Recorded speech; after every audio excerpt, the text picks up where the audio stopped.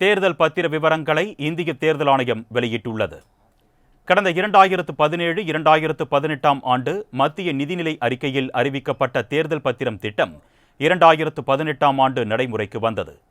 1000 ரூபாய் முதல் 1 கோடி ரூபாய் வரையிலான அரசியல் கட்சிகளின் பத்திரங்களை குறிப்பிட்ட சில வங்கிக் கிளைகளில் மட்டுமே SBI விற்பனை செய்து வந்தது.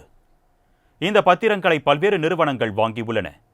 அந்த வகையில் கடந்த 2019 ஆண்டு முதல் விற்பனை செய்யப்பட்ட தேர்தல் பத்திரங்கள் குறித்த விவரங்களை மார்ச் 15ஆம் தேதிக்குள் இணையதளத்தில் பதிவேற்றம் செய்து வெளியிட வேண்டும் என்று இந்திய தேர்தல் ஆணையத்திற்கு உச்சநீதிமன்றம் உத்தரவிட்டிருந்தது. இதன் அடிப்படையில் SBI வழங்கிய தகவலின் அடிப்படையில் கடந்த 2019ஆம் ஆண்டு ஏப்ரல் மாதம் 12ஆம் தேதி முதல் 2024ஆம் ஆண்டு ஜனவரி மாதம் வரை விற்பனை செய்யப்பட்ட தேர்தல் பத்திரங்களின் விவரங்களை தேர்தல் ஆணையம் தனது இணையதளத்தில் வெளியிட்டுள்ளது. 337 பக்க ஆவணத்தில் தேர்தல் பத்திரங்களை வாங்கிய நிறுவனங்களின் விவரங்களும், 426 பக்க ஆவணத்தில் தேர்தல் பத்திரங்களை பணமாக மாற்றிய கட்சிகளின் விவரங்களும் அதில் அடங்கியுள்ளன. அதே நேரத்தில் எந்த அரசியல் கட்சிக்கு எந்த நிறுவனம் எவ்வளவு நிதி கொடுத்துள்ளது என்ற தகவல் முழுமையாக வெளியிடாததால் குழப்பம் ஏற்பட்டுள்ளது.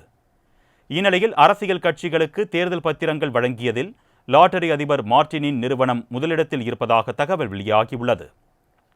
இதன்படி மார்டினின் future gaming and hotel service என்கின்ற நிறுவனம் மிக அதிகமாக 1368 கோடி ரூபாய் மதிப்பிலான தேர்தல் பத்திரங்களை அரசியல் கட்சிகளுக்கு நன்கொடையாக வழங்கியிருப்பதாக தெரிவிக்கப்பட்டுள்ளது. இதேபோல் Megha engineering and infrastructure limited நிறுவனம் 821 கோடி ரூபாய் என பல்வேறு நிறுவனங்கள் தேர்தல் பத்திரங்களை நன்கொடையாக வழங்கியுள்ளன.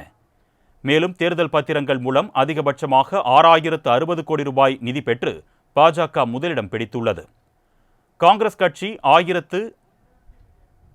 1421 கோடியும், திமுக 639 கோடியும், அதிமுக 6 கோடியும் நிதி பெற்றதாக தகவல் வெளியாகியுள்ளது.